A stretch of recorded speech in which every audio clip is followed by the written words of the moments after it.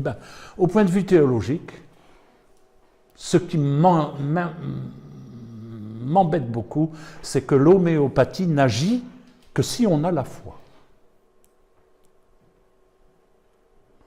Oui, c'est la foi chrétienne ou la foi... Non, la foi. La foi. La foi. Tu peux avoir la foi en Jésus. Vous pouvez, pardon. Excusez-moi, hein, en Belgique, on tutoie tout le monde, sauf son chien et la caissière du magasin. Ah oui, c'est comme ça. Donc, vous pouvez avoir la foi en Jésus. Vous pouvez avoir la foi en Allah, en Bouddha et en l'homéopathie. Mais la notion de foi, elle me dérange là.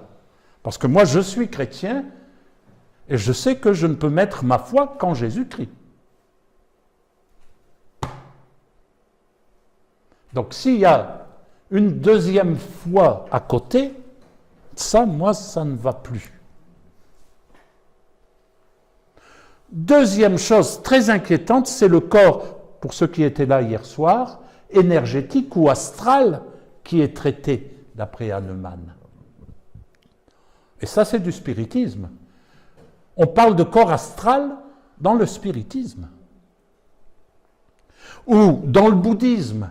Alors, dans le bouddhisme, on va facilement appeler ça l'aura. Peut-être vous avez déjà entendu parler de ça. Si vous voyez une représentation de Bouddha, il est toujours entouré de lumière, d'or, de lumière. C'est l'aura. En fait, c'est son corps énergétique. Ce qui m'embête, par exemple, c'est que les catholiques ont récupéré l'aura. Alors, chez les catholiques, l'aura, c'est cette espèce de petite d'assiette dorée qu'on met derrière la tête des saints. Hein? Vous avez vu ça déjà? Ah, mais il faut sortir de votre église de temps en temps, de votre assemblée, vous renseigner un peu ailleurs. C'est toi qui es allé à Lourdes? Non. Qui me racontait? Ah, c'est toi. Voilà, le président de Vigisect qui va à Lourdes. Ah, au Sainte-Bernadette. Est-ce que tu as mis un cierge au moins? Non, ben ça compte pas alors. Ça vaut rien.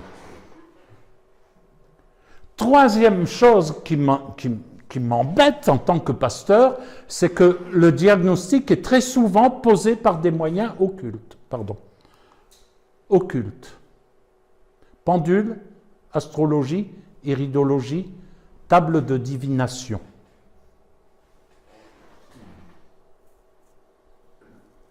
Et enfin, quatrièmement, et je ne vous en ai pas encore parlé, c'est que, en fait, on ne prend pas un remède homéopathique n'importe comment.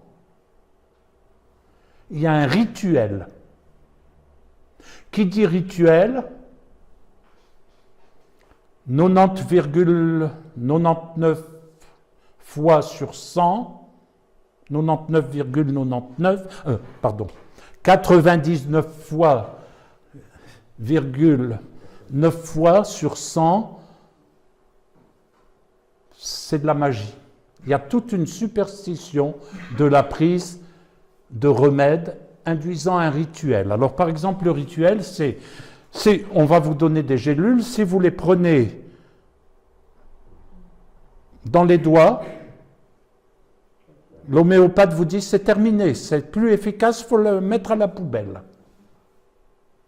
Et donc, on vous dit, attention, vous mettez dans le bouchon et vous devez gober.